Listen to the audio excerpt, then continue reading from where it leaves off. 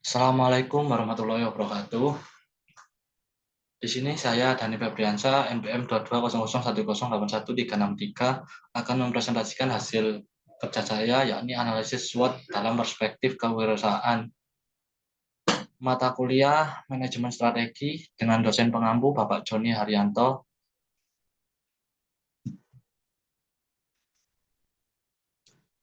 Yang pertama, pengertian kewirausahaan dan tujuan. Kewirausahaan adalah suatu usaha yang kreatif yang membangun suatu value dari yang belum ada menjadi ada dan bisa dinikmati oleh orang banyak. Tujuan kewirausahaan sendiri untuk meningkatkan ekonomi masyarakat dan secara umum meningkatkan harkat dan martabat pribadi wirausahawan. Selanjutnya, yakni definisi SWOT. Definisi SWOT yang pertama, menurut Sun Tzu 1992, apabila mengenai kekuatan dan kelemahan, lawan dapat dipastikan bahwa kita akan dapat memenangkan pertempuran.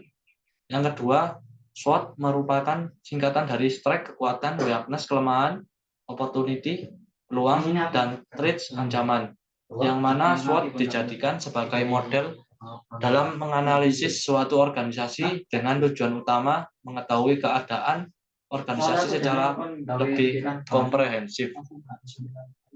Selanjutnya, analisis SWOT dalam pengambilan keputusan. Yang pertama, mampu memberikan gambaran suatu organisasi dari 4 sudut dimensi. Yang kedua, dapat dijadikan sebagai rujukan pembuatan rencana keputusan jangka panjang. Yang ketiga, mampu memberikan pemahaman kepada para stakeholder yang berkeinginan menaruh simpati bahkan bergabung dengan perusahaan dalam suatu ikatan kerjasama yang saling menguntungkan. Yang terakhir, dapat dijadikan penilai secara rutin dalam melihat progress report dari setiap keputusan yang telah dibuat oleh perusahaan. Selanjutnya, tujuan penerapan SWOT dalam kewirausahaan. Yang pertama, penerapan SWOT pada suatu perusahaan bertujuan untuk memberikan suatu panduan agar perusahaan menjadi lebih fokus.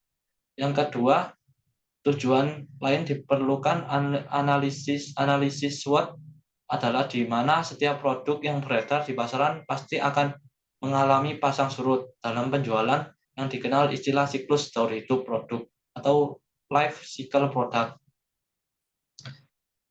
Selanjutnya, fokus analisis SWOT. Yang pertama, strike, merujuk pada kelebihan atau hal-hal yang sudah pasti dilakukan oleh perusahaan. Yang kedua, weakness atau kelemahan, hal-hal yang menghambat bisnis. Yang ketiga, opportunity, dalam analisis SWOT, peluang yang muncul di luar perusahaan. Yang terakhir, threat, elemen terakhir pada analisis SWOT adalah threat atau ancaman. Seperti namanya, elemen ini merujuk pada segala sesuatu yang menimbulkan resiko bagi perusahaan atau keberhasilan sebuah proyek. Selanjutnya, yakni faktor eksternal dan internal dalam perspektif SWOT. Faktor eksternal. Faktor eksternal ini mempengaruhi terbentuknya opportunity dan threats, ONT, di mana faktor ini menyangkut dengan kondisi yang terjadi di luar perusahaan yang mempengaruhi dalam pembuatan keputusan perusahaan. Faktor ini mencakup